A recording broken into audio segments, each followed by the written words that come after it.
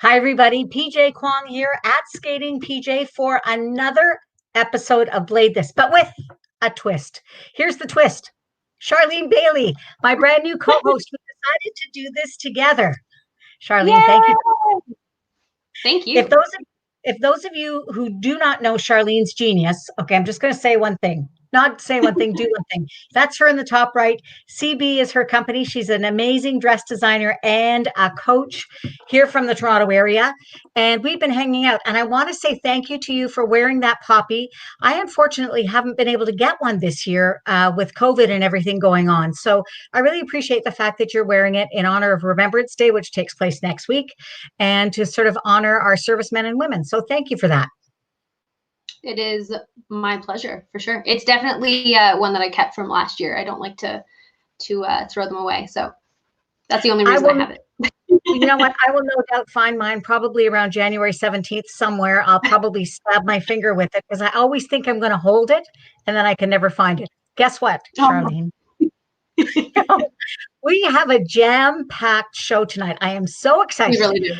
Yeah. I know. And first of all, our jumping off point, of course, is Battle of the Blades. But the other things we like to talk about is a little bit of skating here, a little bit of skating there. But tonight, we thought we were going to get just Violetta Afanasieva. And she came with her bubble pal, because they're in the same bubble, a fellow Battle of the Blades former cast member and now coach and choreographer. We're talking about two-time Olympic champion Ekaterina Gordieva. I'm sure I screwed up her name. We're just going to go by Katya. And here they are. Ladies, thank you for joining us. Hello. Hi. You actually said my name perfectly. We are so excited to have you. So we want to know a couple of things. Charlene and I were talking about Battle of the Blades. We're going to get back to your historical performances and what it was like before in years gone by. But what we want to know is, what has it been like to be with Battle of the Blades during COVID? It's just been the wackiest thing. Don't speak at once, ladies. Well, the first one, our wonderful social part of the Battle of the Blades, unfortunately, is not the same because we are all bubbled. Every team is bubbled with the coach and the choreographer, and we cannot interact with our friends. And when we saw each other first day, we couldn't even give a hug each other. It was I know. It's the worst. It's the worst. So that was a big one. And of course, not to have audience has been really, really like hunting our mind, making us think, and we are wondering what our hockey partners are experiencing, because this is definitely a different season than what has been before. They don't get the same experience, that's for sure, and very unfortunate. But we're lucky we have it. At least we have this year. It's still happening. Even though it was in the beginning, it was questionable, but now everything is good and it's going, and everyone is very careful and all that.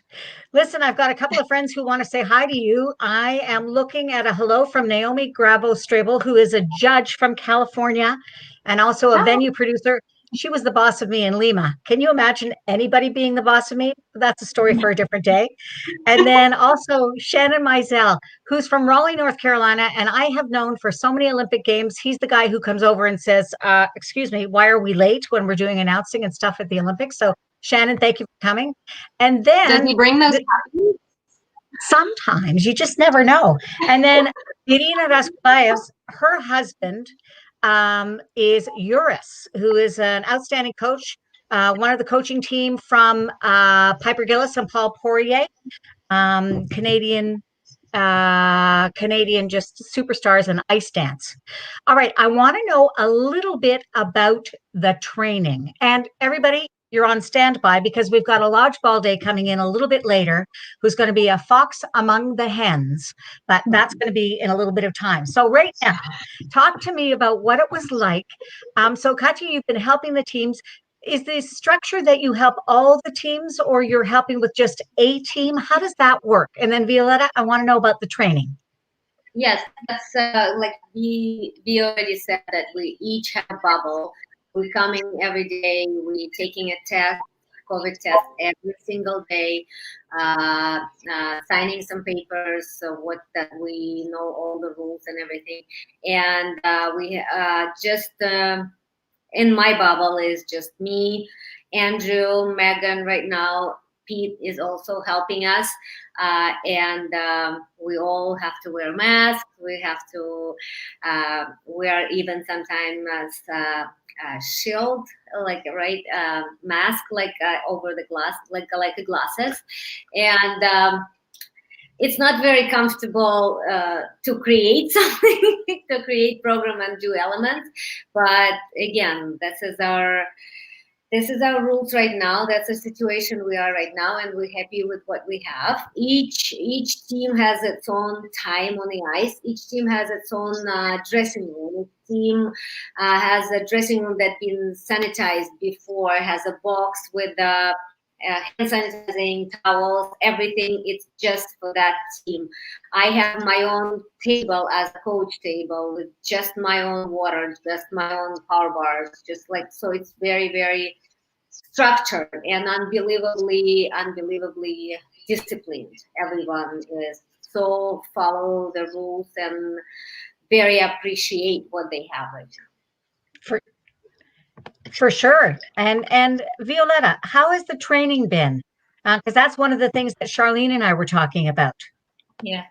Well, when we talk about training with those NHL superstars, like first of all, they're athletes, they're ready to do it. So what we look into here is getting used to the different balance on the blade, because the hockey blades, they're more in the center and they curved up. For us, we all know it goes to the rocker, to the ball of the foot. So the balance is different. So we basically trying to break all the habits that develop with the hard work through the ice to get that balance right. And the second thing, it's not just a skating, it's a pair skating, dance skating, adagio skating. So they have to match the partner. So these two main components, like we usually fighting every day, and just trying to reset the hockey player mind that's been years particularly trained to do certain way, to behave a certain way. We actually have been talking with Katya last week about when we do the choreography, and we need to go simple as left and right. And if the partner is just thinking about something else or not ready, automatically they reset back to the hockey game. They look at their partner as the opponent, and they might go opposite direction.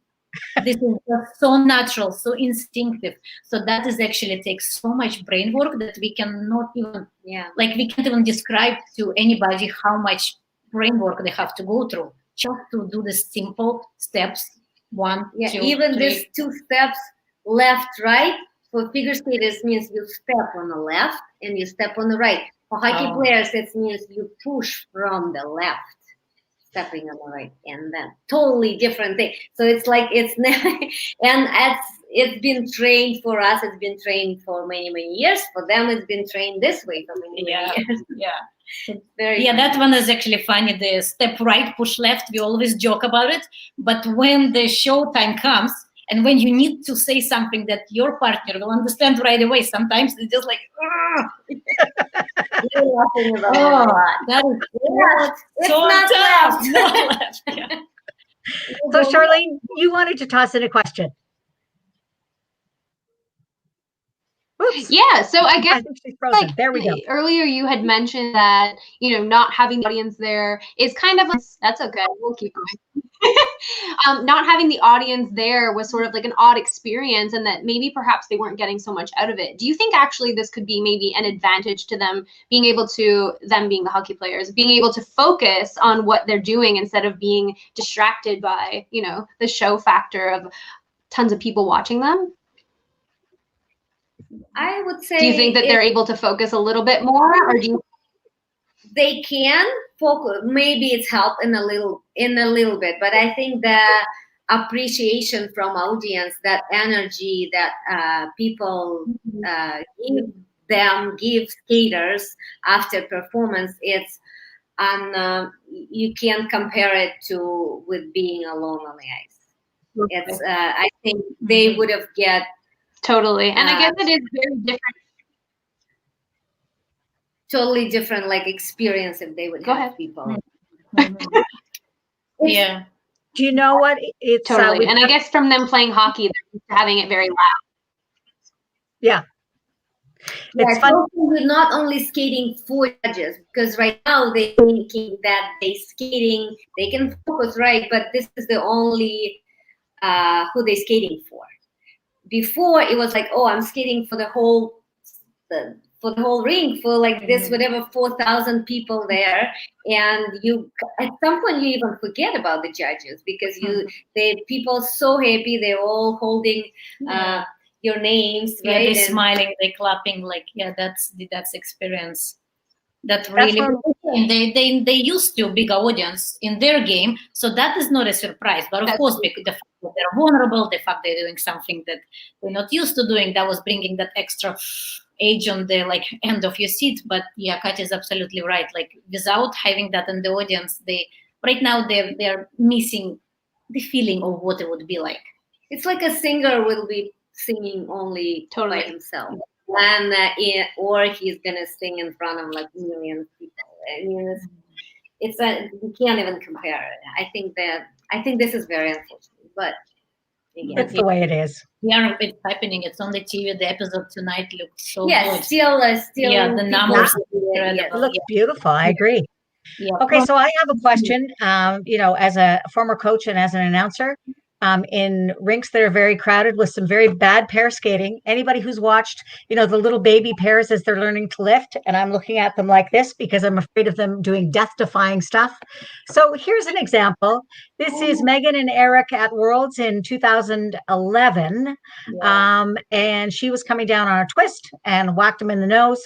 People don't really understand just how dangerous pair skating is. And then you're getting these hockey players, both the men who are lifting you as women, and then the women who are being lifted by the men. And there's a real rhythm that has to happen in lifts. So, Violetta, I was looking at your performance from last week, and how are you not terrified? And your husband, Pete, I know, Pete Dack, is an outstanding coach and pair skater, and you guys skated together for a very long time. But seriously, let's talk about the terror, because I'm terrified watching. Yeah, well, that's actually interesting, because right now that I'm still on the part where I'm performing, and Katya's in this season on the coach part, so I'm sure the view could be a little different. Because for me, it's always, I trust in the coaches around in the team, because if I'm going there and I'm worried, nothing gonna happen. So I trust what I do, and I trust, like at Pete, I look at him, he knows when my partner is ready to put certain lift up. Of course, we start off the ice, then it goes, like, it's a really slow process, especially with the big tricks. They take a lot of time, they take a lot of ice time and everything. So but I would, I don't question. Maybe once in a while, if I'm slightly uncomfortable, I might say something, but otherwise I just go out there and I just enjoy it, because I know that the coach and choreographer in the team doing everything to have it safe before I actually go up in the air. So now, you're on the actually part of it. Yes, it's also very interesting on my part right now, because now I'm not doing it actual lift, because obviously, like me, I had a skater, hockey player who never was lifting anybody. Maybe lifted, but not on the ice and not on the figure skate. So you kind of, exactly like what you said, we very, very slowly, we go on the floor and we try it on the floor. Also, obviously, coach, we always have a spotter we train it until we feel that it's comfortable. If it's uncomfortable, then we're not doing it. But now this year, I'm trying to explain hockey player girl, Megan, that everything is going to be fine. It's going to be safe. And it's as a coach, I can see the fear in her eyes. She has no idea what's going to happen to her. So she has to 100% trust her partner. And Andrew is pretty strong, and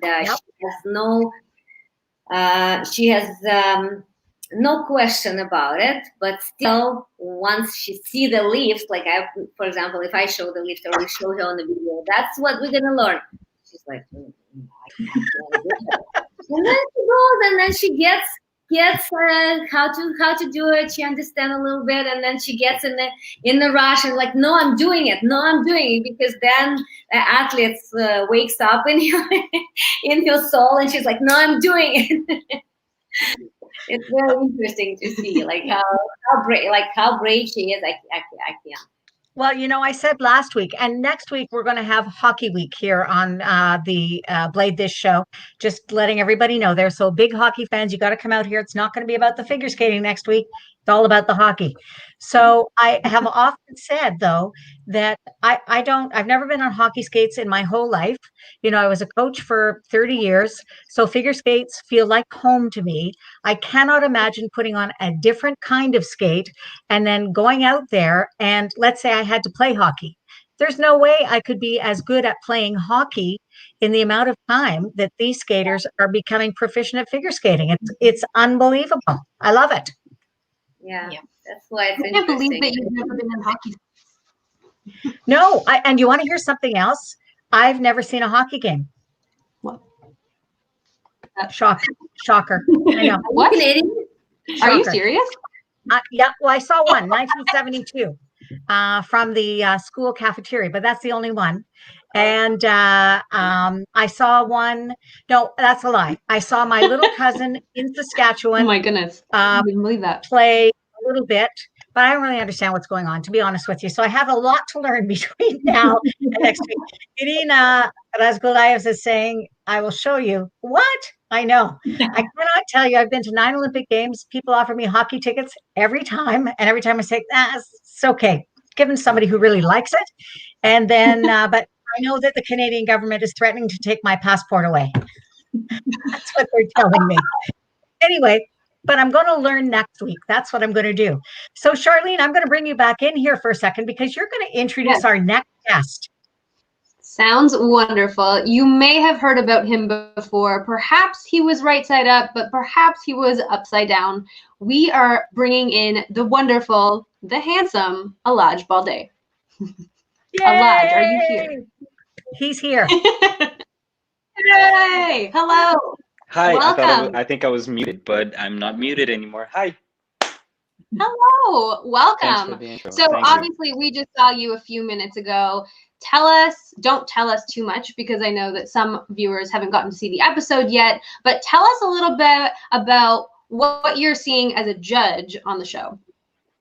The perspective is very different. Last year being part of the show, but as an assistant choreographer, was a very different experience because I got to work with every single one of them, all the teams, all the skaters, and I got to really dive deeper into what they need individually. And it's easier to do that when you're there in person working with them for about an hour.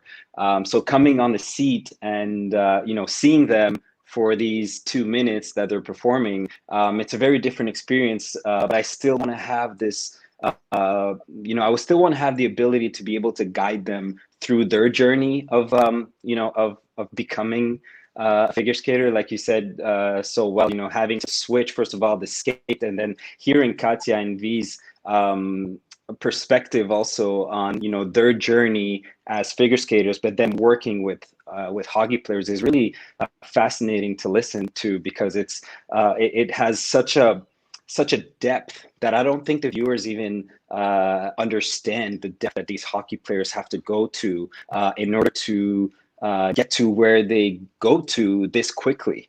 And so being on the seat as a judge is a really great experience, and I'm able to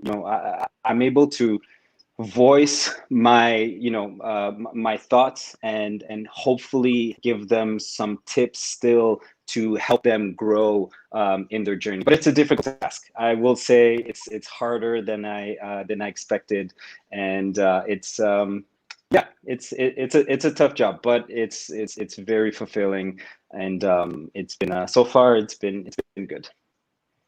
It's so much fun because when so I most recently was doing some writing stuff last year, so to be able to sort of walk along backstage and sort of see everybody and to see you getting ready as you were getting ready to perform, and as you said, you were helping people sort of enhance their creativity. But then this year you've got to then look at this sweet face, well, two sweet faces, but Violetta, and then you have to evaluate her performance. And you've been in those shoes, those performance shoes.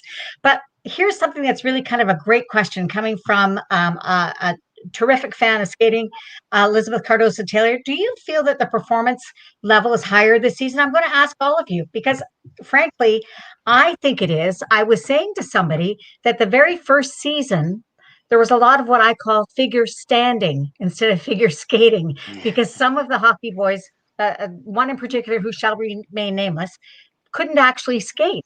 So tell me about the performance level. And then Katya and Violetta, I'm going to come to you as well. And you too, Charlene. Yeah, I think that the level of skating, not only is it higher already in the skills in terms of the technique of lifts and stuff like that, I think that's already at a high level. And I feel like the entire pool of teams that we have this year are at a higher level than we've seen in the past, but also everyone's skating ability is incredible. Like I was so shocked to see week one where these hockey players were at in terms of their skating skills, and and they're agile, they're mobile. It's really fascinating to see. But not only that, but then you add the layer of performance and being and tapping into that side of performance that is different than when you're performing as a hockey player. That as well is already they're starting at a higher level than in another season. So I think this makes our job that much more difficult as judges, because they're all coming in already with skills that usually you see developed throughout the season, and it's really impressive to see. I want to say that this year, at least for me, being part of the show last year and seeing it this year, it's massive to see those hockey players being so at this level this early on. It's fascinating. Agreed. Ladies, what do you think? I'm actually thinking also, but especially in the question was really a lot about performance. We did talk about the skating skills in this season, and I do remember even from the boot camp, we all were already quite blown away, but by the talent, by their skill and everything. But the performance, I really do feel that this season with the judges panel, we are really bringing a lot of introduction or connection, interaction, out, in, all this performance stuff. Every time we hear something about it. So of course, that's where the hockey players and our hockey partners and us together with them are going for. So I really feel that week by week by week, the performance factor is really getting big right now. I think they're starting to understand what it is.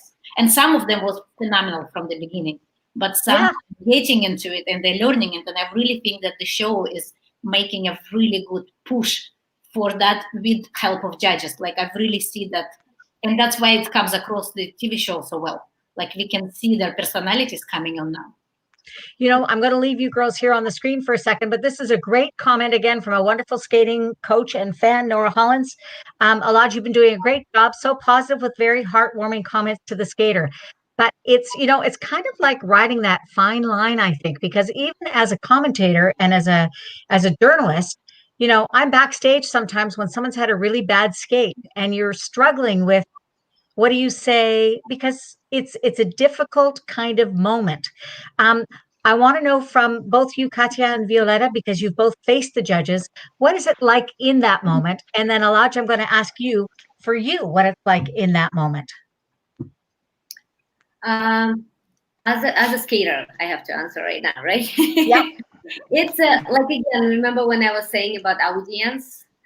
When we had audience, it was a little bit more fulfilling for all of us, because as soon as we finish, all crowd goes crazy and you really feel appreciated, because you're always a little bit nervous with what judges are going to say.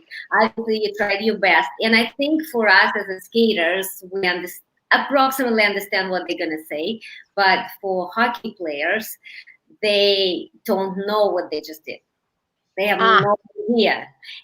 For them, I feel that they really, not scared, but really nervous in front of the judges, which is also this year I feel like it has more problem, because they don't just got the applause, and they don't just got the appreciation from the people. So now they have to go, and so they only skating for these 3 people. And they know that those people are Olympic champions, the Olympic champion, like very famous figure skaters, and they know the best of figure skaters. So they like, oh my God, what is you know, that's what I feel. But me, when I was in front of the judges, I always was listening very careful, because the first, like, you listening to your coach, but he sees you all week. But judge just see you this one moment, and whatever that little tip, feedback he's going to give you, or she's going to give you, is very, very usually smart. And if you take it to the next week, it's really going to help you. So I think for me as a skater, it's helped. I remember last year for Bruno, it's also very helped. And he like listened carefully, and next day he's like, remember what Scott said? What about you, Violetta? I fully agree with Katya on that. Yeah, the same here. Like, and just perfect explanation of what we feel like when we have audience, and when we feel some appreciation, and then you just only hearing it from judges, but we kind of know it's still our world. But for the hockey players standing next to us, they haven't seen the crowd applauding to them. They don't know what they did. We thought we just did amazing. Yeah, like we're like, I don't know. 5-2. Yeah, but the corrections for sure. Like every single person, we always pay attention, because that is give you the direction what you don't see yourself, like when you're within it. So we usually listen pretty carefully. Yeah. What point? Okay, here comes the judge. Honestly, it's so interesting to hear Katya's perspective on that, and it's so true that this year there's such a difference in the response that they get, the feedback that they get is very different, and you explained it so well, Katya. And I think that's why for me this year, I wasn't a judge last year, but just being on this journey this year, it's so important for me to always acknowledge the hockey player's strengths, something that they did well in the performance, so that they understand that we see that, and if there's a way for us to reward them in that way, I think it's really important to do, because that will build their confidence, moving forwards with the competition. But at the same time, it's a fine balance between them being able to, give some feedback that will actually help the skater and help the hockey player in their journey. Because you can give feedback that is very general and very loose, and it doesn't hold as much weight. You can't really quantify sometimes certain things. And so I think for me, it's a really fine balance between really acknowledging their positive traits and what they did well, and then giving them feedback that they can actually take and be like, okay, this is clear. I know what I need to do to bring next on the next episode, and show that it improved in those ways. I think it's a balance that's hard to find, and I think I'm finding it. But I think it's really important, especially this year, because there's no audience, and so I can understand how the hockey players can feel like the only feedback I'm getting is from you guys. So please be nice too. You sound terrified. So I suppose Charlene? it's a little bit like today. Yeah. Here we go. Okay, I think we've got a little bit of lag. So for anyone at home watching, I'm not sure if it's me, but I apologize. So we have a question from Gail. And so the question is, obviously we don't want to lose anyone, and we were all heartbroken when Violetta was taken off to bigger and better things. But Thanks, Elladj, do you think it would be possible for future Battle of the Blades to compile marks and keep everyone skating right to the end? What do you think about that? I mean, you know what? Last year when I was working with all the teams, I got really close to everyone, and I got to connect with them. And then when I realized that people were about to leave, they were going to start leaving, I was hurt. And I was so glad that I didn't have to do it, that I didn't have to be in that position last year. I was just like, okay, you know what? It's out of my hands. I love everyone. I just wish everyone well, and I wish everyone could stay, but at least I don't have to pick this year. What? No, I'm in that position. I actually have to do that. And so I actually, part of me wishes that we didn't have to eliminate anyone. And part of me wishes that we could keep everyone and keep performing, and they could keep growing, and we could just see everyone there. But obviously, in terms of TV and reality TV shows, I think that, part of the excitement is knowing who's going to leave, who's not going to leave, having that, that battle, that, the face off and stuff. So I think it's part of TV, but unfortunately, I feel like I would love for everyone to stay until the end, and then everyone wins. Do you know what? I'm exactly in the same boat as you. That's exactly how I feel. I mean, I was secretly looking, and I'm kind of going, well, maybe this team, well, maybe this team, maybe this team. But honestly, last year, I went to all of the shows live, and it was so much fun to watch everybody. I mean, I rarely get the chance to just kind of sit back and enjoy and watch skating, and Battle of the Blades is one of those shows where you can just do exactly that. I want to turn the corner a little bit and find out from everybody kind of what they're doing off the ice. Elladj, you've got some projects you're going to tell me about, but Katya and Violetta, what do you guys do when you're not Battle of the Blading? I am playing with my toddler, who's 4-year-old, and I coach figure skating. Takes up some time. I am coaching mostly when I'm. There is some shows not this year, obviously. I'm taking part of, but mostly coaching. And right now, I just moved from California to Edmonton. It took. Wow! You joined the Canadian. You're in Canada. You came to Canada. You're in Canada. That's such great news. How are you liking Edmonton? Getting cold. It is getting cold. Did you move in the fall, or did you move when you could still see the summertime? Right before battles, like August. It was beautiful fall. Except that, hello, you're Russian. You're used to cold weather. Except you're in California for a long time. No, except I lived in California for 14 years. There is that. Getting used to it. That's the problem. That is unbelievable. Okay, Elladj, we're going to bring you back in because you have been really super busy with a very interesting initiative, the Figure Skating Diversity Inclusion Alliance, and it's super wonderful. And you know what? I have to say, and Charlene, and I think you would agree with me, that it's great to see the diversity on Battle of the Blades. We don't think of figure skating as a sport that's particularly ethnically diverse. So to see so many people of color on the show is just a feather in their cap as far as I'm concerned.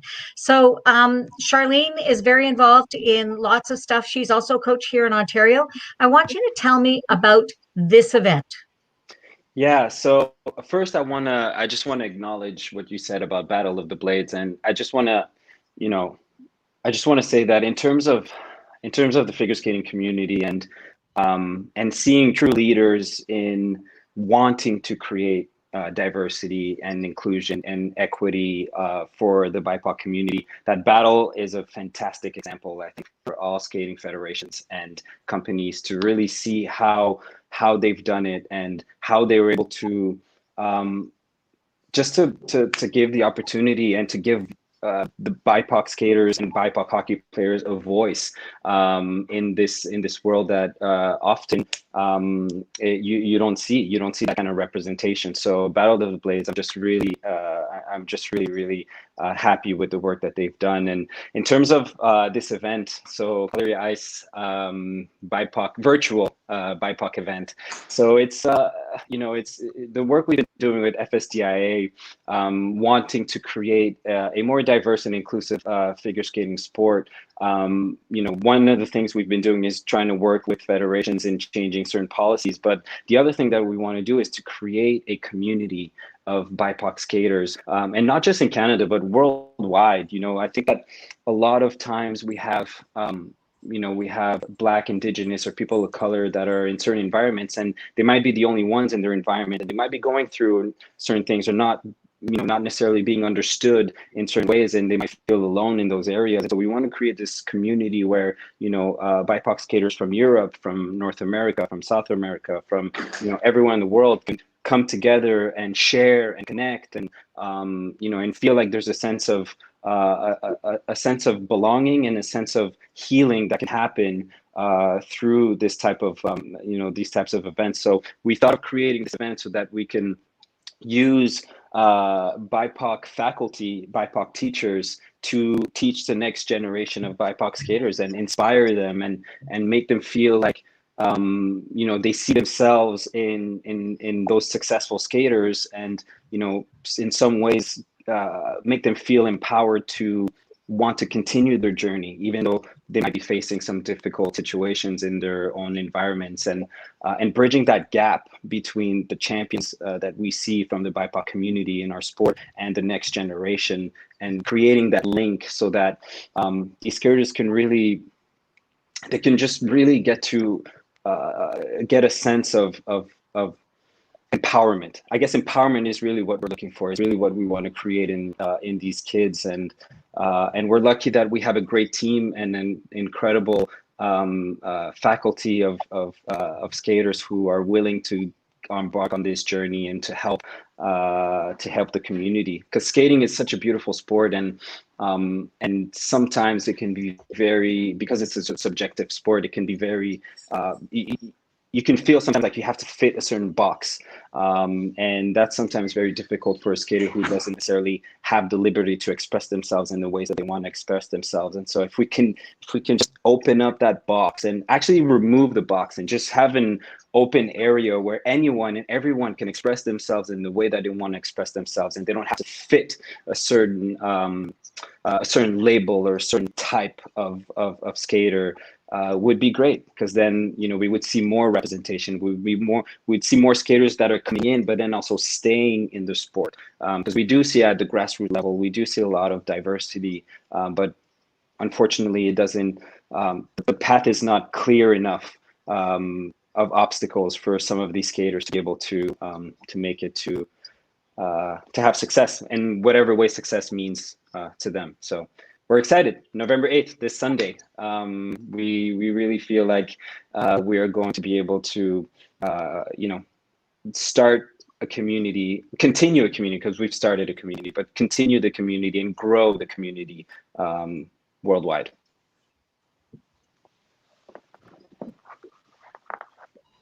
And Elladj, I think the skating community is so very lucky to have you and the rest of, the FSDIA and people like you that are really putting in the work. So you said November the 8th, this Sunday is the event. Where can people get more information? So you can go to our website, fsdia.org, and then under the event page, they can go and register. They could also email us on the website. You'll see a contact page. They could email us for any questions, but it's open to everyone. Everyone who's within the ages of 6 and 65. Actually, there's no limit. If you are in your 80s and you're a BIPOC skater and you feel like you can benefit from this event, please join. If you're a 4-year-old and you just got into skating and you feel like you want to be part of this event, then you can join. And I think there's no strict limits. The only thing obviously is that we want to create a BIPOC community, so Black, Indigenous, and people of color, to be able to be in a space where they can they can all be together. And it's from 11 to 4 p.m. Pacific time. We have a beautiful yoga class to start the day, to bring everyone in the moment, to connect, and then that's going to go into a discussion based on emotions and experiences, and how to deal with certain emotions and how to deal with certain experiences, which will be then bleeding into an improv class where we'll be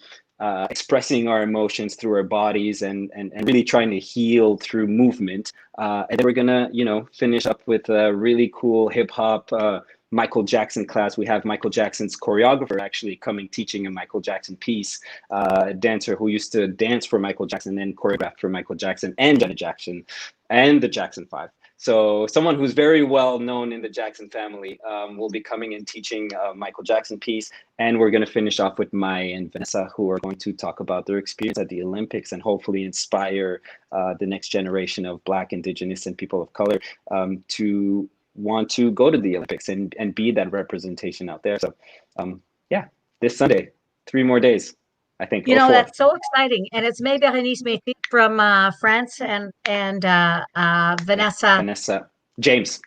Good Lord. How many times have I said her name in a competition? I can see her face. I can see everything. Vanessa James, also from Battle of the Blades. Okay, I have a very interesting story for all of you. I have 3 grown children. And just today only, how many times have I talked about Elladj Balde? How many times have I interviewed him? And just today, my daughter realized your last name was Balde. She thought your last name was Blade. And it was some sort of kicky little nickname for you. You know, Elladj Blade, which I kind of like. Very mysterious. Most people in the figure skating world, when they first see my name, they think my last name is Blade. And they're like, how convenient. He's made for skating. But no, my last name is not Blade. Actually, I have a funny story. Adam Rippon, we competed together since we were, I don't know, age 15 or 16. And until we were in our 20s, he thought my last name was Blade. So it's not just my dope daughter. No. And also, I want to say that when you told me about your show and potentially coming on your show, when I saw the title, Blade This, I thought for some reason it was like Balde This. What a great title. I flipped it for a second. Balde This. I'm ready. I'm here. That's the only reason why we said so. Okay, and what people don't realize out there in the world is that everybody on the screen, with the exception of one person, speaks Russian. I'm not going to tell you who that person is. We all know who we are, if you know what I mean. And there's actually a message in Russian here, so I'm going to move us over back to Katya and Violetta just before we say goodbye. Hold on. Спасибо. Yes. Спасибо, that's right. Welcome. That is really exciting that you're in Edmonton. We're almost neighbors now. Yeah. Well, not exactly. All right, everybody. This has been just a superbly interesting, fun show. Charlene, you get to have kind of the last word before I say goodbye. And I got to do I'll do my quick thank yous now. I want to thank, first of all, my friends at Wooden Panda, who have helped me with some of the technical stuff, because really I'm lots of things. Technical is not necessarily one of them.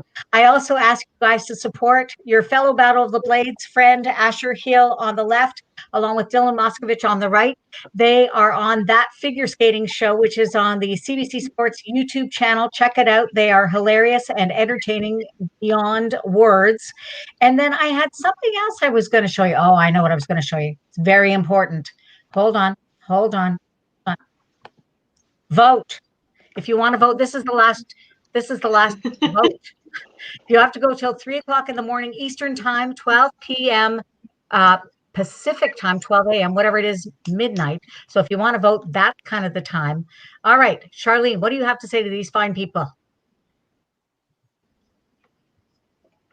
I mean, what more can we say? We appreciate all of you so very much for taking the time out of your day to share not only with us, but with our skating community. We are so pumped to see you each and every week behind the scenes and on TV. So thank you guys so much for taking the time this evening. And PJ, of course, thank you, my queen. My co-host. Thank you. Are you kidding me? This is so much fun. Everybody, you have just been outstanding. I want to thank you very much for joining us today. Check out Elladj's event on Sunday, November 8th. Go to the website for any information that you're looking for, and just follow everybody on social media. I mean, hello. In the meantime, I want to remind everybody that it's going to be Hockey Week next week. Hockey Week. Can you believe that PJ Kwong is actually saying Hockey Week? I know, and I'm using it correctly in a sentence and everything. I want to thank Katya Gordieva and Violetta Afanasieva and Elladj Balde for joining us. And Charlene, you are the best co-host ever. Okay, everybody, that's it for now. We will see you next Thursday, 10 p.m. Bye for now.